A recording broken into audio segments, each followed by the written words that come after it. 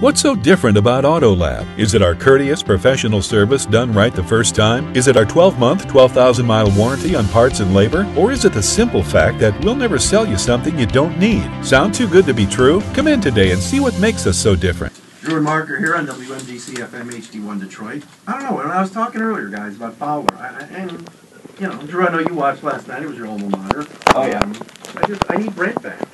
Can we do that? Can we get Brent back? I love Brent too. I just like Brent's got the sound of the big game. The big game Really voice. does. You know. And it's probably because he's done so many big games. No other reason. Although he's got a sound. I just think Chris is too rash. Even on big calls, and he had a few good ones last night. The Braxton Miller spin move. How could you not get excited? Unless you're Drew or a Tech fan, but Oh man, that was amazing, dude. When Brewer went out, I was like, oh, yeah, game over. that kid is so gritty, man. I love that kid. All the air in the stadium left. Oh, Yeah, dude. game was over. That was too bad. I seriously think they had a shot at that point. They did. I They think they were going to absolutely lose. did. They were going to lose, but at least he would have kept it close. They could have kept, but the problem was the defense was on the field the entire second half. Once Right. that happens, it's over. Especially with They Ohio got State. so many. Oh my God, the weapons they They have. probably Holy called off the moly. dogs by then, OSU. They probably could have really put the foot down. He had Barrett throwing I up know, they didn't 35. call off the Yeah, I don't dogs. think they didn't lay it off at all. You know. Nor should they. And actually, Bud Foster was still committing to that rush, which you have to do against them. Yeah. He was committing to a huge rush and leaving those guys back there all by themselves. And Jones was hitting those. Every long ball he I threw know. was on target. I It was know. amazing. Do you believe that he didn't know he was going to be the starter? No. Cardale. Yeah. I think he will. He's an idiot because he's probably taking most of the first team reps.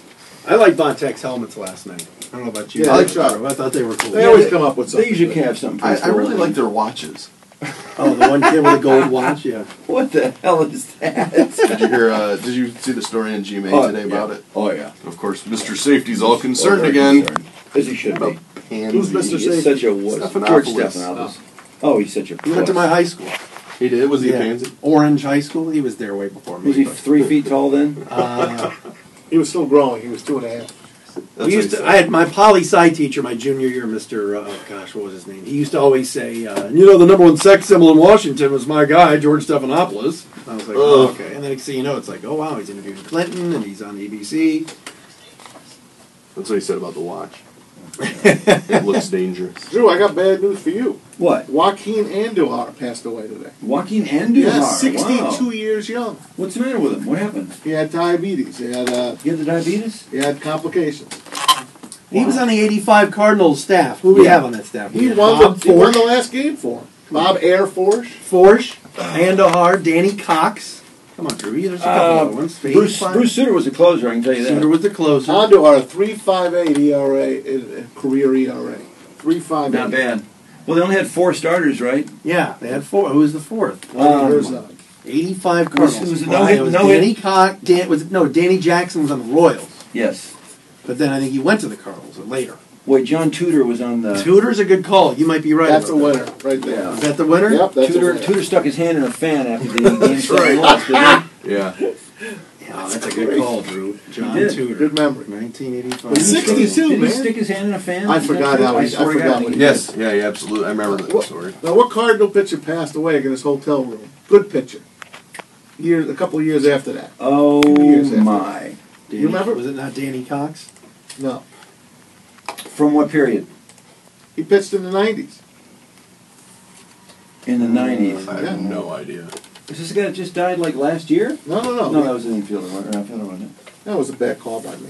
I'll remember it. John Tudor, Joaquin Andahar, Danny Cox, Bob Forsch, and Kurt Kepshire. I really remember Kurt I Kepshire. don't remember him at all. That's a good call.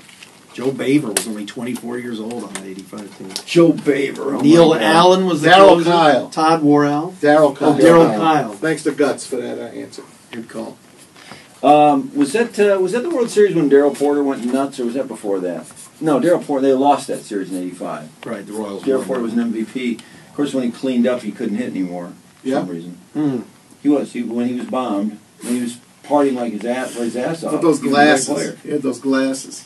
Yes, Big, yes. thick, Oh, yeah. black glasses. Good times, good times.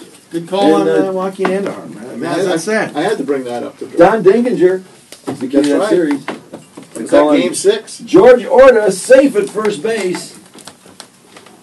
That's right. I believe some obnoxious shack jack from one of the morning shows in St. Louis gave out Denkinger's phone number on the air the next day. Who was the shock jock? I don't know. I'm just saying, I don't think it was really a shock jock. I don't think there any shock Yeah, did that jocks. phrase even exist then? Maybe for 2 people or 1 person. Yeah, some shack jock gave out the phone number. They said Mrs. Denkinger had a long couple of days there. Oh my. Mrs. D wasn't too happy. But yeah, so what else going on? Oh man, I don't know. I was talking a lot about a lot of college football. Even the Ohio State win last night, they're good for the game because they're a villain.